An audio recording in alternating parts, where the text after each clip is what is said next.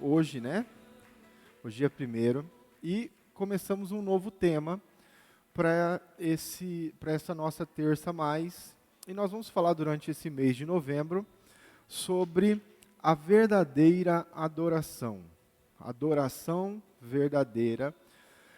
A base do texto é a que está em João capítulo 4. Eu não vou falar sobre esse texto hoje, né? O pastor Diego estaria aqui, mas não pôde por uma questão de necessidade de saúde familiar. E aí ele me mandou mensagem e eu vou pegar um trecho de um módulo que a gente ministrou do Didaquê. Eu aprendi isso aqui fazendo um curso chamado Adorarte aqui em Dourados, há muito tempo atrás, né? E eu dei uma incrementada para que a gente pudesse transmitir esse conhecimento dentro da questão de adoração. Então eu vou começar perguntando para você, o que para você é adoração? Pensa um pouquinho, o que para você é adoração? Dentro do seu coração, quando fala assim, nós vamos adorar o Senhor, ou a gente precisa ter uma vida de adoração, o que vem à tua mente? Qual que é o teu pensamento? O que você reflete em relação a isso? Infelizmente, uma grande parcela da igreja associa a adoração com música. E ela é refém de uma ideia de que o momento de se adorar a Deus é quando a gente está ouvindo uma canção ou quando a gente está cantando na igreja, participando do momento de músicas, que muitos de nós chamamos de momento de adoração e louvor, e não está errado pensar desse jeito. E a adoração, inclusive, ela virou um estilo musical. Né? Quando você vai comprar ou você vai pesquisar, eu quero uma música de adoração, porque, na verdade, a música tem a intenção de adorar a Deus, então, por isso, nós classificamos dessa forma. Mas, música é uma coisa, adoração é outra coisa. E quando a gente pega o texto de João 4, eu só vou dar uma pincelada, não precisa nem ler. Nós vemos que Jesus confronta aquela mulher sobre uma verdadeira adoração que está relacionado não a um lugar, que não está relacionado a uma forma, e está relacionado a uma pessoa, Jesus. E é interessante que, quando Jesus está conversando com ela, Jesus fala assim, porque o Pai está à procura dos verdadeiros adoradores. Então, amados, antes de entender adoração, a gente precisa entender paternidade. Porque quem procura os verdadeiros adoradores não é Deus, não é o Criador, não é o grande, poderoso, não, é o Pai. E dentro disso, eu vou falar sobre 3 aspectos da adoração que a gente precisa entender para que a gente consiga desenvolver uma vida de plena adoração, de adoração verdadeira, de adoração constante, entendendo que, independente de música ou não, nós precisamos ser verdadeiros adoradores. É claro que tem momentos que a gente está passando alguma dificuldade, a gente está com situações para se resolver, né? Às vezes a gente está até ansioso em relação a algumas coisas. E a gente gosta de colocar uma música para acalmar a gente. E a música tem essa função mesmo. Se a gente fosse falar de música aqui, estudar a questão musical, a gente ia entender que a música tem esse poder. Mas quando a gente fala de adoração, irmãos, nós estamos falando sobre uma forma de se viver, que pode ou não ter a música envolvida, né? Pode ou não fazer parte do ministério que está aqui executando uma canção ou não. E assim a gente consegue entender o vigor que a adoração precisa ter na nossa vida. E é interessante, irmãos, que a palavra adoração, no português, ela é composta por 3 outras palavras. E a gente vai desmembrar essa palavra para conseguir trazer essas 3 palavras e entender conceitos sobre adoração que muitas vezes a gente não associa, porque nossa mente está voltada a simplesmente a uma forma, né, uma música ou algo parecido com isso. Então, olha lá, primeira palavra que a gente encontra na palavra adoração é ação. Dá para ver aí, irmãos? Segunda palavra que a gente encontra na palavra adoração é oração. E a terceira palavra que a gente encontra na palavra adoração é? Agora a gente pega, né? Dor. A gente vai falar um pouquinho sobre esses três aspectos dentro da adoração. E eu gostaria que você prestasse bastante atenção para que a gente consiga achar essa linha. Então, eu já queria que você abrisse sua Bíblia em Atos capítulo 16. Nós vamos ler dos versos 19 até o 34. E a gente vai falar primeiramente sobre o aspecto adoração na questão da palavra ação ou atitude. Abre aí para a gente ler, depois a gente vai complementar com algumas coisas. Se tiver alguém ao seu lado sem Bíblia, aproxima dessa pessoa para que todos nós possamos ler. Atos capítulo 16, a partir do verso 19. Amém?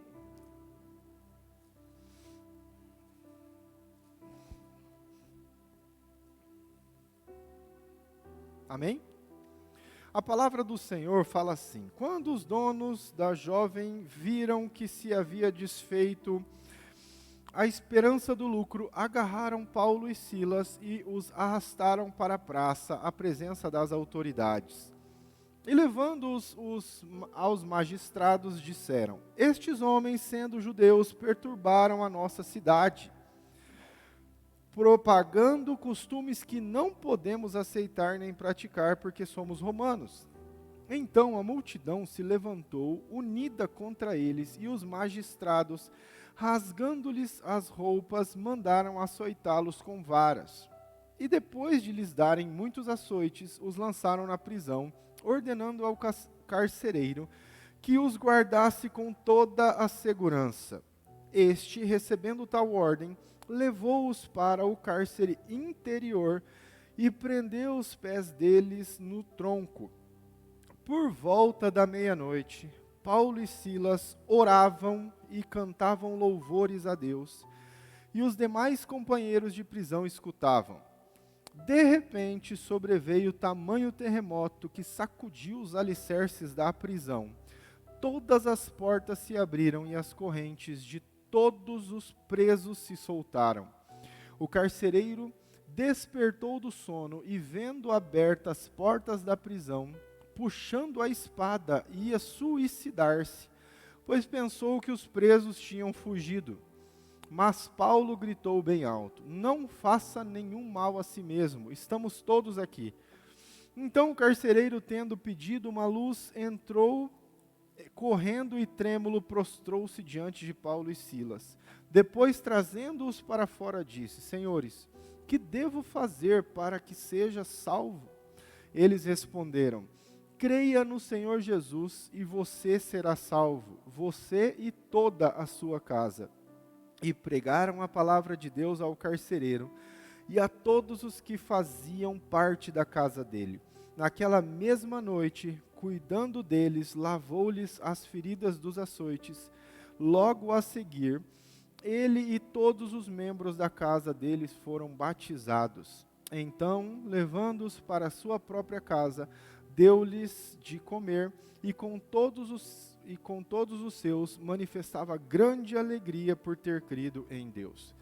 Olha só, irmãos, havia uma mulher adivinha, e ela estava dando grande lucro para os senhores delas, para os donos dela. E Paulo e Silas expulsam um demônio que estava nessa mulher, e acontece o que a gente leu aqui: eles são presos, eles são açoitados, eles apanham, e eles são enviados para a pior parte da prisão. Depois, se você tiver curiosidade, pesquise lá no Google a prisão de Paulo e Silas, para vocês entenderem mais ou menos a situação em que eles estavam. Eles estavam na parte mais interna da prisão, na parte mais a fundo da prisão, um local que não tinha iluminação, um local que não tinha limpeza. Na verdade, quase nenhuma parte da prisão na época tinha, mas eles estavam na pior parte, onde as pessoas simplesmente eram jogadas e ali faziam suas necessidades, ali elas escorria o sangue. Então era um lugar horrivelmente deplorável. E a palavra fala que o carcereiro prendeu os pés de Paulo e Silas no tronco, ou seja, eles estavam presos, sentados, eles tinham acabado de ser açoitados, então eles estavam muito machucados. E o que é que eles faziam? A palavra fala, à meia-noite, Paulo e Silas faziam o que, irmãos? Reclamavam e murmuravam. Era isso que eles faziam. Deixa eu te fazer uma pergunta antes da gente continuar. Paulo e Silas eram seres humanos como nós? Tinham dor? Tinham seus anseios? Tinham suas vontades como a gente? Então significa que eles tiveram uma atitude, vamos dizer assim, que a gente pode ter também? Então eu queria que você entendesse isso. Paulo e Silas, fazendo a obra de Deus, estavam fazendo a obra de Deus, pregando o evangelho, expulsando demônios, fazendo aquilo que Jesus ensinou eles a fazer, foram presos. E ao serem presos, no meio da pior situação que podiam se encontrar, onde ninguém estava ouvindo eles, ninguém iria julgar o caso deles, ninguém iria ser uma autoridade ou uma proteção sobre eles, eles adoravam a Deus. Eles cantavam músicas, cantavam louvores, e quando a palavra fala, eu queria que você entenda isso, irmãos. Quando a Bíblia fala que eles cantaram um louvor, era uma música de total adoração a Deus. E a palavra fala que eles oravam, e eles estavam louvando ao Senhor naquele momento. Deixa eu te fazer uma pergunta, amado. Existia algum motivo para eles fazerem isso? A situação era favorável. Eles estavam na sala de casa, com a TV ligada, aproveitando uma canção de fora. Eles estavam na pior situação da vida deles, naquele momento. E eles decidiram ter uma atitude de adoração. Eles poderiam muito bem criticar, eles poderiam muito bem falar inclusive contra Deus, porque como assim, Deus, a gente está fazendo a sua obra e você deixa a gente ser preso, a gente apanhar? A gente não entende isso. Como muitas vezes a gente faz, irmãos, diante de alguma situação que a gente passa, e olha lá que muitas vezes a gente nem está fazendo a obra de Deus, mas a gente cria um tumulto, uma murmuração, uma falta de fé interna, que faz com que a gente não consiga viver a adoração. E a gente pega uma atitude como essa, de pessoas que tinham tudo para murmurar e decidiram adorar. E é por isso que a gente precisa entender, irmãos, que a adoração não está relacionada a uma parte do culto que a gente faz e canta. A adoração está relacionada a um momento em que nós decidimos colocar Deus acima de todas as coisas na nossa vida. Não importa o lugar onde a gente esteja. Não importa a situação em que a gente esteja passando. Adoração a Deus é uma atitude. Não se adora a Deus sem servir a Ele e aos outros. A atitude é fundamental na adoração. Paulo e Silas tiveram a atitude de louvar enquanto poderiam estar murmurando. O simples ato de louvar livrou os dois da prisão e ainda trouxe uma família inteira para ter um encontro com Deus. Eu gostaria que você entendesse o que aconteceu. Claro que a gente não vai conseguir exatamente, mas imagine uma prisão e um terremoto de tal forma que as estruturas dessa prisão foram abaladas. As portas, as trancas de ferro caíram. Quando o carcereiro acorda, ele olha, ele vê que não haviam mais portas, não haviam mais celas, tudo tinha sido destruído. Quem fez o terremoto acontecer? Deus. Diante do quê? Você acha que se Paulo e Silas não estivessem adorando, iria acontecer aquilo? O terremoto que veio sobre aquela prisão foi uma resposta de Deus a um coração de adoração que estava tendo ali. E sabe o que é interessante? Entenda isso, irmãos. Eu estou sendo um pouco rápido por causa do nosso tempo, mas entenda isso. O que é interessante? Só Paulo e Silas foram soltos? No texto que nós lemos, todas as cadeias caíram, de todos os que estavam ali. E entenda algo, quando eu e você vivemos atitude de adoração, todo mundo que está ao nosso redor consegue ter liberdade. Por mais que eles não estivessem nessa vida que a gente fala. Agora te pergunto, aconteceu isso, o que Paulo e Silas fizeram? Saíram correndo rapidão? Vamos aproveitar esse terremoto e vamos fugir logo antes do carcereiro acordar. Foi isso que eles fizeram? Vamos lá, irmãos, para um Deus que derrubou todas as portas de uma prisão, o que seria um carcereiro? Então Paulo e Silas entenderam e tinham essa confiança, tanto é que quando o carcereiro acorda, qual a atitude que ele vai ter? Ele pega a espada para se matar. De repente uma voz lá de dentro grita, ei, calma aí, estamos aqui ainda. Quem é que tira? Olha só, presta atenção. Quem é que tira Paulo e Silas da prisão? Quem tira Paulo e Silas da prisão? O carcereiro que colocou eles lá. A Bíblia fala, carcereiro levando-os para casa. Perguntou, né? O que eu posso fazer para ter a vida eterna? Irmãos, a atitude de adoração gera libertação para quem está ao nosso redor, salva vidas que estão pensando em suicídio, que estão tendo atitudes de depressão. Adoração ao nosso redor gera salvação na vida de pessoas que estão sedentas ao nosso lado. Por que Paulo e Silas foram presos? Por pregar o Evangelho. Qual foi a primeira coisa que eles fizeram quando caiu as muralhas, os portões? Pregaram o Evangelho. Porque eles entendiam, irmãos, que a função, o coração deles precisava ser totalmente voltado a Deus. Esse texto, se a gente for desmembrar ele, se a gente for falar com mais intensidade sobre essa questão de adoração dentro do que está acontecendo, nós vamos tirar várias pérolas de entendimento do que um coração de verdadeira adoração faz. Da forma que Deus age e trabalha quando a gente decide louvar e adorar ao Senhor. Quando a gente decide ter a atitude de adorar. Agora, irmãos, vamos só fazer uma análise da nossa vida, bem rapidinho, dentro do aspecto atitude e ação. Diante de qualquer situação que aconteça na sua vida, que não seja favorável àquilo que você quer, qual é a sua primeira atitude? Será que a gente está sendo adorador? Ou será que a gente está sendo reclamador, murmurador?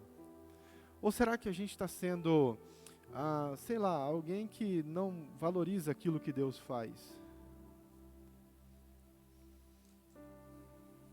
Sabe, a gente está passando por uma situação bem delicada na nossa nação. Eu creio que alguns irmãos estão acompanhando. É muito instável, a gente não sabe o que vai acontecer. Pelo menos eu não tenho conhecimento do que está acontecendo, da dimensão do que é. E eu estava conversando com a Carla hoje, pensando assim, como que muitas vezes, irmãos, quando a gente vê, ou a gente vislumbra algo que pode acontecer de ruim, a gente já começa a temer aquilo, e a gente já começa a ter medo do nosso coração diante do que vai faltar, ou diante do que pode acontecer. Será que nós somos cristãos que podemos dizer ainda que o produto da oliveira falte, ainda que não haja o gado no campo, ainda que não tenha nada, assim confio no Senhor de todo o meu coração?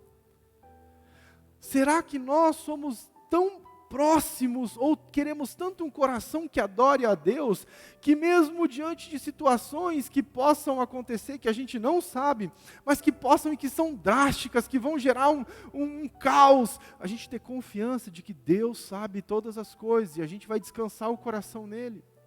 E quando eu falo isso, querido, eu não falo que você tem que ser insensato e deixar com que as coisas aconteçam e não se preparar. Mas que a sua maior confiança não está no fato de você ter condição de comprar algo ou não, mas no fato de você descansar em Deus e saber que Ele vai cuidar de você. Paulo e Silas estavam na pior situação de suas vidas e decidiram ter uma atitude de adoração.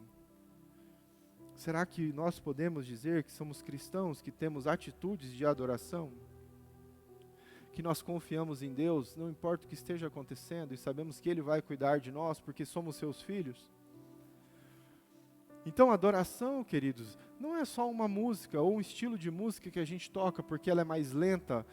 Não, adoração é uma forma que você entende a tua vida e leva ela, e conduz ela a cada dia mais ser dessa forma. Porque, amados, como foi que Cristo viveu e morreu por nós? Adorando a Deus, o Pai. Por isso Jesus falava, vocês precisam ser meus imitadores. Jesus falava, se eles me perseguiram, vão perseguir vocês. Vocês no mundo terão aflições, mas tende bom ânimo, eu venci o mundo. Porque eu e você precisamos entender esse coração de adoração e termos atitudes como Paulo e Silas tiveram. O segundo texto que eu quero ler com você, por favor, abra comigo. João capítulo 12. Esse João persegue a gente, né? Pessoal do Didaqui aí. Acabamos 13, irmãos, ó. Depois de 5 semanas. Pensou 5 semanas, 6 semanas, né? Acho que foi estudando o capítulo 13. Mas foi muito bom. Versos 1 a 8. E a gente vai falar sobre o segundo aspecto da adoração dentro da palavra adoração, que é a oração ou intimidade. Conversar com Deus, relacionamento. João capítulo 12, versos 1 a 8 fala assim: 6 dias antes da Páscoa, Jesus foi para Betânia, onde estava Lázaro, a quem ele tinha ressuscitado dentre os mortos. Prepararam-lhe ali uma ceia. Marta servia e Lázaro era um dos que estavam à mesa com Jesus. Então Maria, pegando um frasco de perfume de nardo puro, muito precioso, ungiu os pés de Jesus e os enxugou com os seus cabelos. E toda a casa se encheu com o cheiro do perfume. Mas Judas Iscariotes, um dos seus discípulos, aquele que estava para trair Jesus, disse: por que este perfume não foi vendido por 300 denários e o valor não foi dado aos pobres? Ele disse isso não porque se preocupava com os pobres, mas porque era ladrão e, tendo a bolsa do dinheiro, tirava o que era colocado nela. Mas Jesus disse: deixe-a, que ela guarde isso para o dia do meu sepultamento, porque os pobres estão sempre com vocês, mas a mim vocês nem sempre terão. Queridos, olha a atitude que Maria teve. Deixa eu te explicar o que está acontecendo. No capítulo 11, o capítulo todo 11 de João, conta sobre a ressurreição de Lázaro. Maria era irmã de Lázaro. Maria e Marta. Jesus ressuscita Lázaro 4 dias após ele ter morrido. Para você entender, por que foram 4 dias depois? Porque até o 3º dia, eles ainda tinham a possibilidade de uma pessoa ressurgir, mas nunca ninguém havia sido ressuscitado com 4 dias. Então Jesus faz um milagre extraordinário, e ele lança uma palavra. Quando Jesus fala, eu sou a ressurreição e a vida, no capítulo 11, ele está assumindo a identidade de Deus perante os homens. Passaram-se alguns dias, eles estão reunidos, Lázaro estava com eles, e Lázaro começou a chamar muita atenção, porque existia muita gente que queria ver o homem que havia sido ressuscitado, 4 dias depois de morto. E as pessoas também estavam ali por Jesus, então havia muita gente ali, e Maria tem uma atitude de total humilhação e rendição. Ela pega um vaso de nardo puro. Para você, para você entender o que era isso, irmãos. A família de Maria e Marta não era uma família muito pobre. Ela não era muito rica, mas ela também não era uma família pobre. Então ela tinha algumas posses. E havia uma cultura na época em que o pai, quando nascia o filho, ele reservava um perfume. E ele reservava um nardo, né, um óleo, e ele perfumava esse óleo para que durante todo o ano, todo o tempo de vida dessa pessoa, esse nardo fosse pegando e fosse gerando esse perfume, para que essa pessoa fosse embalsamada por esse óleo.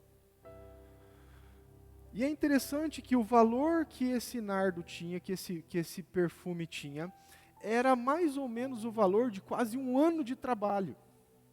Então não era qualquer coisa, não era qualquer perfume, e Maria estava entregando a Jesus aquilo que havia sido preparado para ela durante muitos anos. Ela simplesmente reconhece quem era Deus, quem era Jesus, e ela lança aquilo, e a palavra fala que ela quebra o vaso. Sabe o que significa isso, irmãos? Não tinha como voltar, não tinha como guardar de novo, não tinha como você derramar só um pouquinho. Ela não teve dúvidas, ela simplesmente lançou tudo para Jesus, ela entregou tudo para Jesus, e a palavra fala que ela enxugava os pés de Jesus com os cabelos. O cabelo na Bíblia é a honra da mulher, e ela lançava isso, ela colocava diante de Jesus. Ela, olha, a minha parte mais alta da minha cabeça está na parte mais baixa, reconhecendo quem tu és, Jesus. Entregando tudo que eu tenho, tudo que foi preparado para a minha hora, eu estou te dando. E é interessante que Jesus fala, deixa, porque ela já está fazendo isso para o meu sepultamento. Esse coração de gratidão, irmãos, como Maria estava tendo, essa renúncia ao que ela possuía para entregar a Jesus, essa forma de ver Jesus como o Senhor da vida dela, o grande libertador e salvador, fez com que ela tivesse uma atitude de adoração, de entrega total. Ela simplesmente jogou diante dos pés de Jesus, ela lançou diante de Jesus aquilo que ela possuía de mais valor. Ela criou algo em relação a ter um coração que gerasse algo em Jesus. E irmãos, vamos lá, a atitude de Maria agradou a todos que estavam ali? Tinha um rapaz ali no meio, espertinho ele, né? Chamado Judas. Ele cuidava da bolsa de dinheiro que Jesus carregava. E Judas fala assim, nossa, mas olha que mulher insensata, por que ela está fazendo isso? Ao invés dela quebrar e o perfume jogar fora, por que ela não vendeu e deu para os pobres? Irmãos, na boa, a intenção de Judas era uma intenção boa? Dinheiro para os pobres? Porém, o coração dele não estava nisso, estava? Judas não estava pensando nisso porque se importava com os pobres, ele simplesmente queria um pouco mais de dinheiro. E aqui nós vemos dois lados totalmente opostos. Alguém que andava com Jesus e tinha um coração corrupto, e alguém que não andava constantemente com Jesus, mas tinha intimidade com Ele. Judas andou com Jesus o tempo todo, irmãos, e o coração dele nunca foi um coração de adoração. Maria, quando teve a oportunidade, se prostrou e lançou tudo que tinha. Adoração é isso, irmãos. E entender a adoração verdadeira é você derramar diante de Jesus tudo que você é, tudo que você tem, tudo que você já guardou de mais valor. É você lançar e falar, Senhor, tudo é teu, não importa. Pode ser que um dia eu morra e eu não tenha nada, e até o óleo que eu queria usar para que fosse para o meu sepultamento, eu não preciso, porque o Senhor é tudo para mim. Esse é um coração de verdadeira adoração. E quando Maria faz isso, irmãos, é interessante porque ela está declarando a morte de Cristo. E sempre quando se fala sobre adoração, se lembra da atitude que Maria teve. Ela marcou a história num coração de humildade e renúncia diante daquilo que Deus iria fazer através de Jesus, gerando redenção para o povo. Último texto para a gente encerrar. Vamos ler, né? Eu deixei aqui, ó. Adoração a Deus é intimidade. Volta um pouquinho, por favor. O verdadeiro adorador é íntimo de Deus. Nesse texto, Maria teve a ousadia de se aproximar, se prostrar e tocar em Jesus. Isso revela a intensidade que ela tinha por demonstrar a sua adoração, revela a vontade que ela tinha de estar com Jesus e de demonstrar quem Ele é. Querendo ou não, só podemos exaltar quem conhecemos intimamente. Último texto, esse é um pouquinho maior, Gênesis capítulo 22. Nós vamos falar sobre a terceira palavra que a gente encontra na palavra adoração, que é a palavra dor.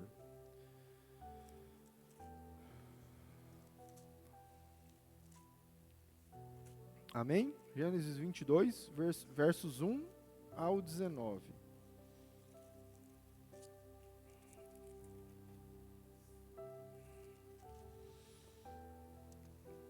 Amém?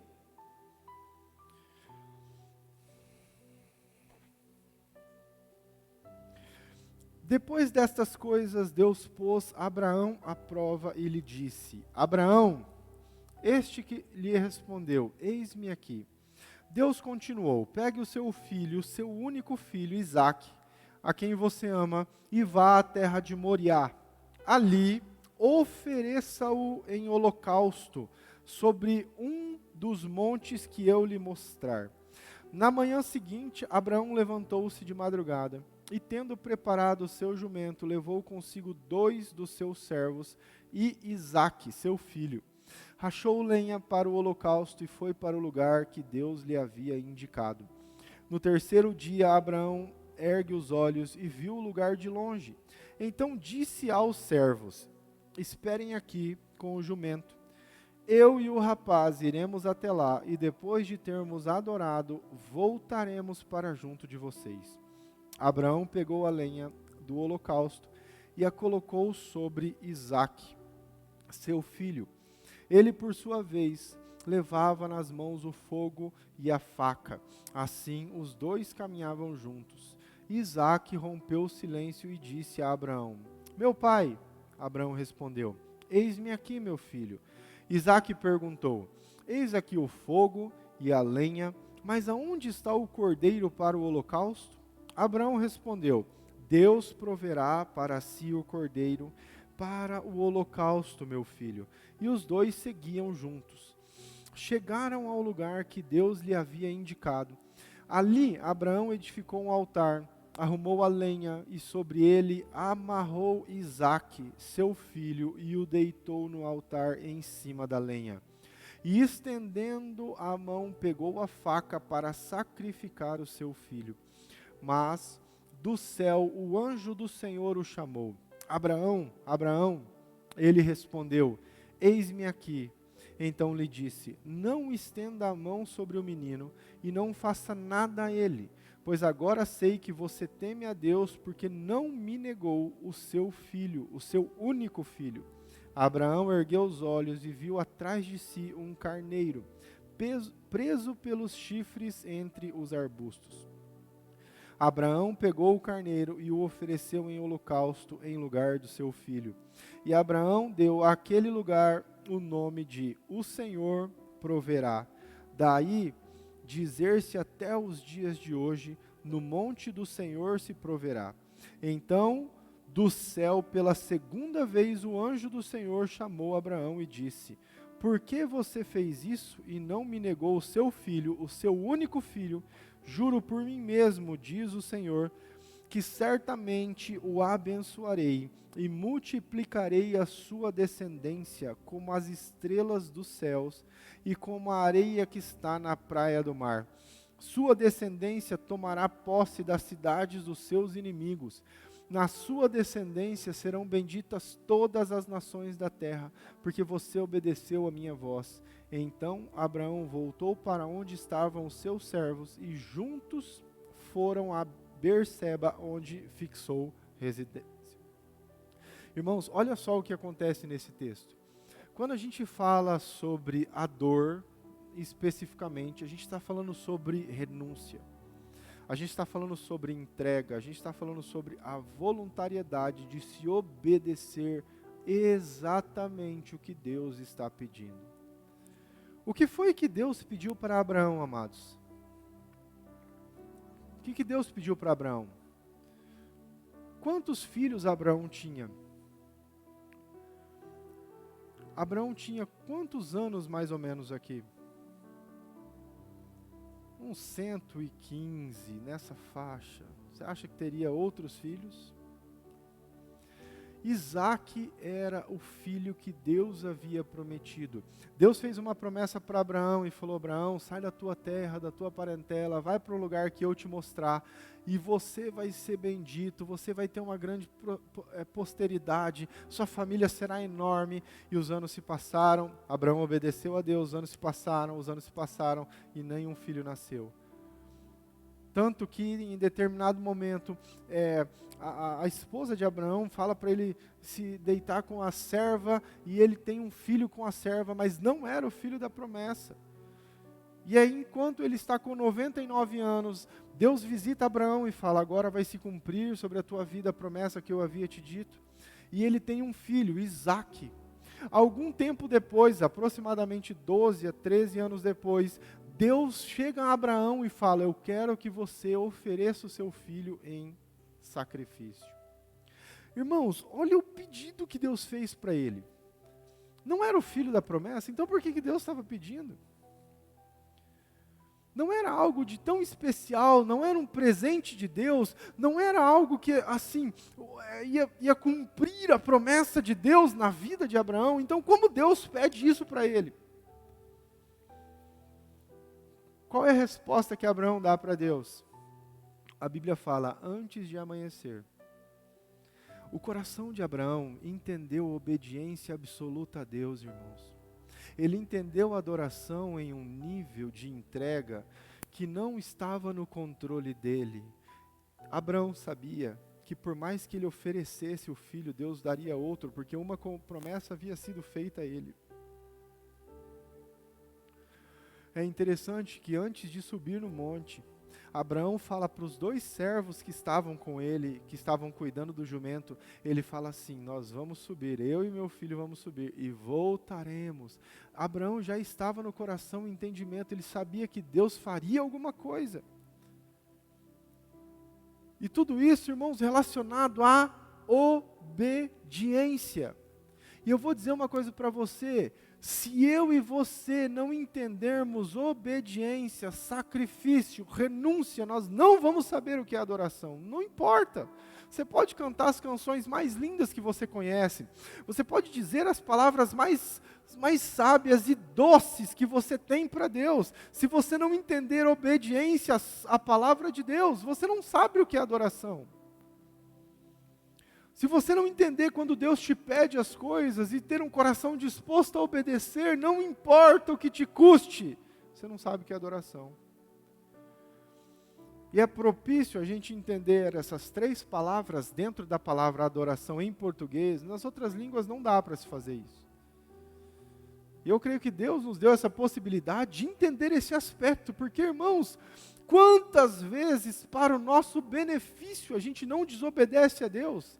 Mas a gente chega aqui no domingo, levanta a nossa mão na hora da música lenta e acha que a gente está bam com Deus. A gente vive uma vida muitas vezes reclamando e murmurando. A gente vive uma vida que não oferece a Deus tudo, não entrega a Jesus tudo que a gente tem. A gente vive uma vida que não está nem aí. Se Deus te pedir alguma coisa, não importa. Eu quero que me beneficie. Não quero que seja ruim para mim. Mas no domingo a gente levanta a nossa voz e a gente canta bem forte: quem já pisou no Santo dos Santos, em outro lugar, não sabe viver, e onde estiver, clamar pela glória. Cara, é tão lindo, né? A gente canta, e a gente arrepia, e a gente sente, nada. É música. Que muitas vezes é só algo que a gente está falando da boca para fora. Porque quem já pisou no Santo dos Santos obedece a palavra. Quando ele fala que não tem outro lugar melhor para estar, é porque ele sabe que Jesus é o centro de todas as coisas. Ele está disposto a entregar um perfume mais caro. Ele está disposto a entregar o próprio Filho. Porque ele entende que Deus sabe todas as coisas, está no controle de tudo. Essa é a adoração que a gente precisa encaminhar o nosso coração, desenvolver a nossa vida para que a gente consiga alcançar. essa é a adoração que a gente tem que trazer para a nossa vida como algo em que Jesus, conversando com aquela mulher no poço, fala assim, porque o Pai procura os verdadeiros adoradores, aqueles que vão renunciar à própria vida, aqueles que vão entregar o próprio filho, levando-se em consideração Abraão, aqueles que vão dar o perfume mais caro, aqueles que vão estar no meio da prisão, lá no meio do lixo, no meio da desgraça toda, e estarão orando e adorando. É desses adoradores que Jesus está falando. Não é dessa turma que canta e que não sabe o que está cantando, que não conhece a Bíblia e não tem o mínimo relacionamento com a palavra, que quando fala de obediência chora, que quando Deus pede alguma coisa, resmunga e reclama e fica de cara. Então, quando a gente fala de verdadeiros adoradores, a gente precisa entender que a verdadeira adoração envolve atitude, intimidade e sacrifício. Sem isso aí, irmãos, a gente vai só criar um estereótipo de cristão ou de crente, para que as pessoas olhem para nós e achem que a gente é um verdadeiro cristão, um verdadeiro adorador, mas que lá no fundo a gente não é. Ontem a gente estava aqui no Didaquê, eu vou encerrar falando isso aqui, tá? Ontem a gente estava aqui no Didaquê e a gente falou sobre a promessa que Pedro fez para Jesus. Sabe qual foi a promessa que Pedro fez para Jesus? Jesus, não importa o que acontecer, até a morte eu estarei contigo. Não importa, Jesus. Jesus falou assim, eu vou para um lugar que vocês não podem ir. E Pedro falou assim, Jesus, não importa o que acontecer, não interessa, eu estou contigo até a morte. Se o Senhor for preso, eu vou preso junto. Depois você lê lá o finalzinho do capítulo 3 de João. Sabe o que Jesus falou para ele? Pedro, você se acha mas sabe o que está te dominando? É a sua emoção. Você está no calor da emoção. Hoje, antes do galo cantar, você vai me negar 3 vezes. E às vezes a gente está assim, irmãos, achando que está vivendo uma vida de adoração, mas está na emoção, está naquele fogo, está no uau, que música linda, e aí a gente canta. Não estou falando para você não cantar, irmãos, por favor. Adore mesmo, cante mesmo, celebre, a gente tem música para isso. O que eu estou falando é que o seu coração precisa entender. Chega de falsas promessas, chega de estamos juntos até o fim, e na hora que aperta a coisa, a gente abandona Jesus. Isso não é verdadeira adoração. Sabe o que acontece quando Jesus morre? Depois que Jesus morre, Pedro volta a fazer o que ele fazia antes de encontrar Jesus. Ele abandonou os caminhos que Jesus havia ensinado. Sabe o que Jesus fez? Foi atrás de Pedro. Volta, meu amigo. Depois que Jesus tem um reencontro com Pedro, Pedro se torna um dos maiores homens que essa terra já viu em relação à pregação do Evangelho. Porque daí ele já não estava mais adorando pela sua alma, ele estava adorando por intenção. Ele sabia quem era Jesus e ele vivia dessa forma. Fica de pé para a gente orar. Quais são as três partes, vamos dizer assim, tá aqui, ó. Vamos ler isso aqui bem alto juntos, irmãos. Você pode ler comigo isso aqui? 1, 2, 3 e a...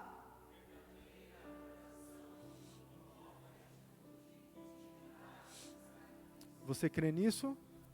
Senhor, nós te adoramos, louvamos o teu nome pela tua palavra, Pai, que nos foi ministrada.